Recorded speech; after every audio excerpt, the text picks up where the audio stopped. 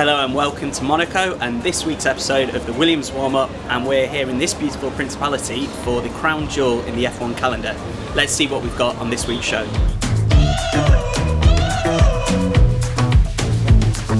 It's fair to say Monaco is a pretty unique venue to hold a Grand Prix race, but we thought we'd show you a little bit more about the Principality itself and what goes on here. Take it away. The word iconic gets thrown around an awful lot in motorsport, but the Monaco Grand Prix is more than deserving of that title. In 2022, we're set for the 79th running of this historic event, as once again the streets of this tiny principality are transformed into a Formula One circuit.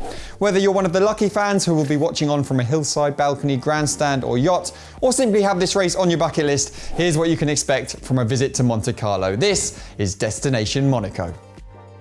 Despite being the world's second smallest nation, the Principality of Monaco packs plenty of glitz and glamour into its borders. Lying on the French Riviera, this city-state, which would fit inside New York City's Central Park, is rich in history, having been ruled by the House of Grimaldi since 1297. Their palace, which sits atop Le Rocher, is the private residence of Prince Albert II, with tourists flocking to see the changing of his guards at 11:55 each morning. Another must-see attraction is the Musée Oceanographique, built on the edge of a cliff. This museum cum aquarium is a celebration of Mediterranean marine life and also offers some sensational views from its rooftop terrace. Now, we can't talk about Monaco without mentioning Casino de Monte Carlo. Decked from floor to ceiling in marble and gold, the second you step foot through its famous doors, you'll feel as if you've been transported into a James Bond film. If you love exotic motors like him, then this is the place to be. You'll see no shortage of supercars lining the streets as the rich and famous go about their everyday lives. But if you want a more intimate experience, head to the Monaco Top Cars collection. The late Prince Rainier III amassed over 100 classic automobiles, plus a few F1 machines, and opened his hall up to the public during the mid-90s. If you're a fan of sports that don't involve four wheels, unsurprisingly, your options are somewhat limited. In tennis, the Monte Carlo Masters technically takes place in a neighbouring French town, whilst in football, 8-time Ligue 1 champions AS Monaco play just within the border at Stade Louis II. The highlight of the Monégasque sporting calendar, though, is of course the Grand Prix. And speaking of, the circuit. The Circuit de Monaco layout has remained largely unchanged since its 1929 debut, with any layout changes coming as a result of the city's evolution over the years.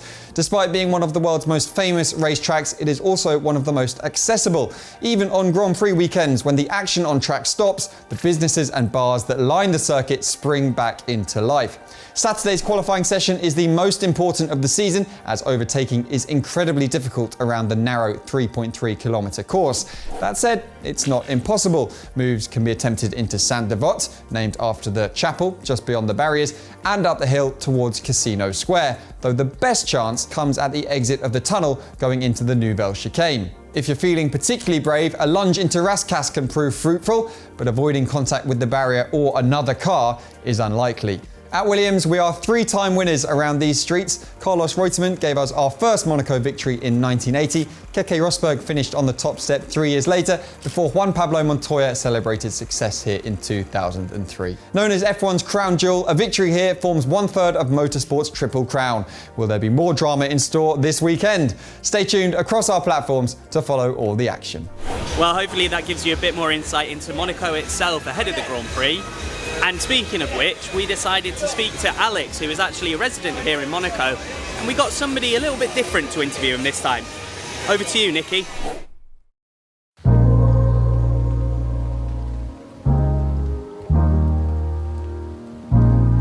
Okay everyone, so we're in Monaco.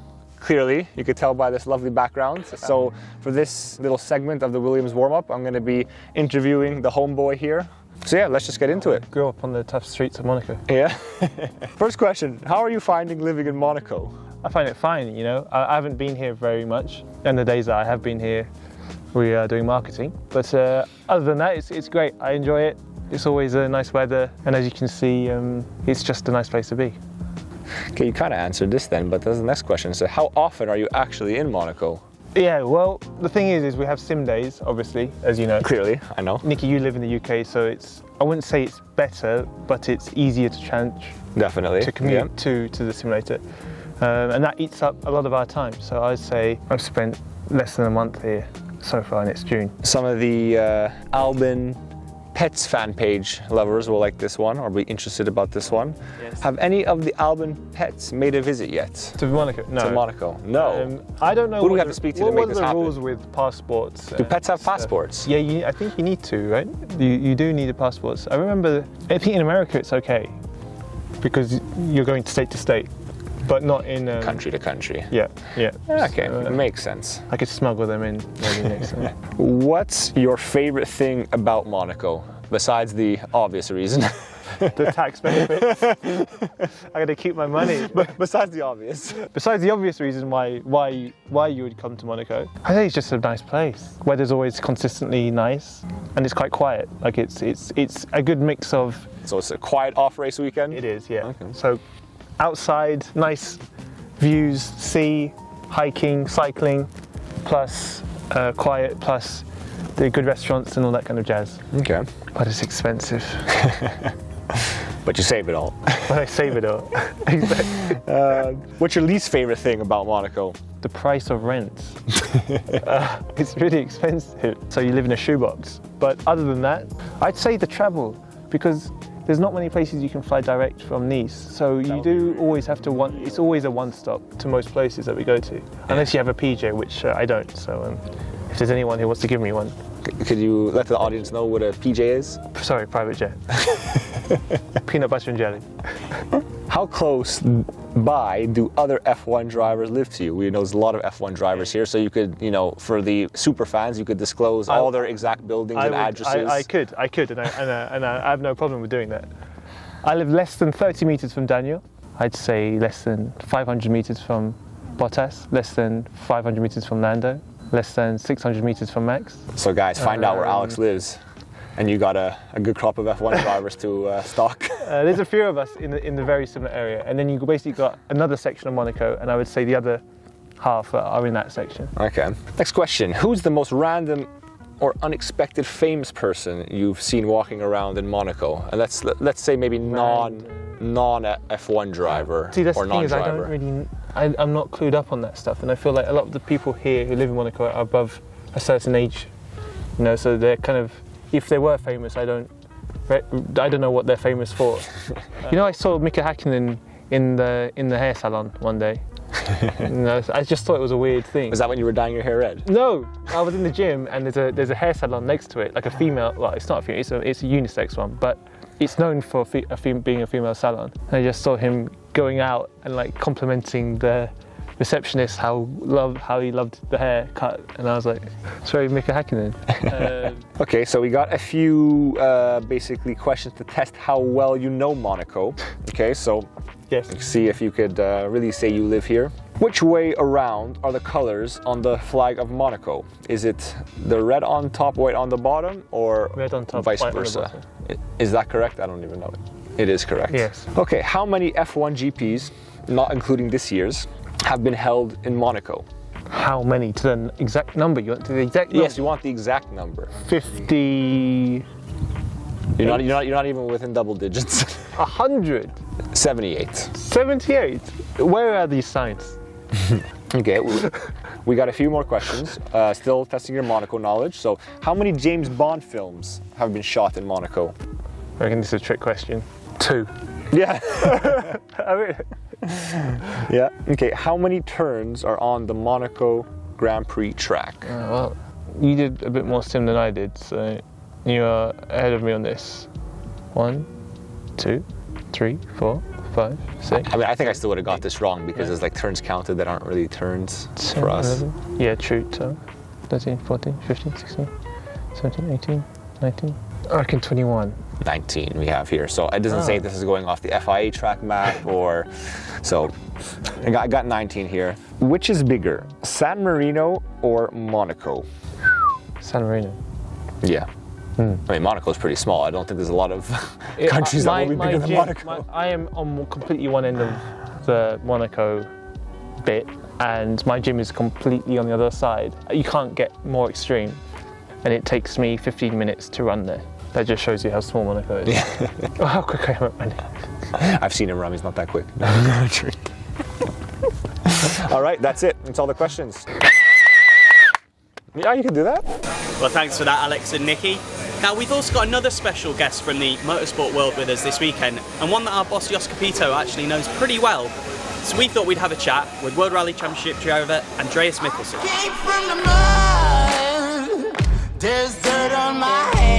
Hi guys, I'm Andreas Mikkelsen. I am a rally driver driving in the World Rally Championship. This is where I obviously know Jost Capito. That's why I'm here this weekend to catch up with my former boss. My first memory with Jost is of course when he joined the Volkswagen Motorsport team. I was already there at that time. I guess our first meeting was in Hanover at the headquarters. Obviously I knew about Jost from before, knowing his background a little bit before he arrived. So of course very excited about having Jost in the team. Describe Jost in 3 words. Well, first of all, Jost is very fair. He is very trustworthy. He has great knowledge, and he has well, there is no bull. That was 4 words. He'll get 4 words this time. Referring to a statement Jost made in Drive to Survive, has Jost ever grabbed you by the balls? One of the drivers at Rally lost the confidence in the car, and I said to the co-driver, squeeze his balls. And he said, what? I said, squeeze his balls. So I asked a couple of seconds later, did you squeeze his balls? He said, yes. And I asked the driver, did you feel your balls? He said, yes. So, okay, now you know you've got balls, go for it. You have to distract them from the issue they have. I think that is the confidence boost they need. Well, that statement was so funny. I had to laugh because it was not me. It was Jari Matti Latvala. So Jost has never grabbed me by the balls. But I remember especially one meeting I had with Jost. I crashed 2 days in a row in Mexico and never touched me on the balls, but I was afraid so because he was very angry at that time. But he had the right to be. Similarities about Formula 1 and Rally, they are of course quite different, even though we have 4 wheels. Obviously Rally is more off-road from A to B. Track racing is around the circuit, fighting against other drivers at the same time. Probably driving in traffic is the main difference, because we are both trying to go as fast as we can. What is your earliest memory of Williams? Obviously I've been interested in motorsport my whole life, even though I used to be an alpine skier in the early past. I remember being introduced to Formula 1 the first time. This was here in Monte Carlo during the Grand Prix in 1995, I think it was. So I remember I saw all the cars, also the Williams team, and it was a great memory. I enjoy having a blog. I think it's great to show a little bit behind the scenes of the rally life. I think they have shown it great in Formula 1 with Drive to Survive. I think everyone wants to see behind the scenes what's going on in a close sport. So I try to do a little bit the same, but only with my own career in rallying. And I think the fans really like it and enjoy it. So it's nice taking them a little bit behind the scenes. So that's it for me. Very excited for the weekend. Let's all cheer for Williams. Hopefully they'll have a great weekend and fight for some good positions. Go Williams! We hope you enjoyed this week's episode of the Williams Warm-Up, and we really hope you enjoy the race this Sunday. Fingers crossed for some points, and we'll see you next time in Baku and Azerbaijan. And before we get there, make sure you head to williamsf1.com or download the app to get your driver card.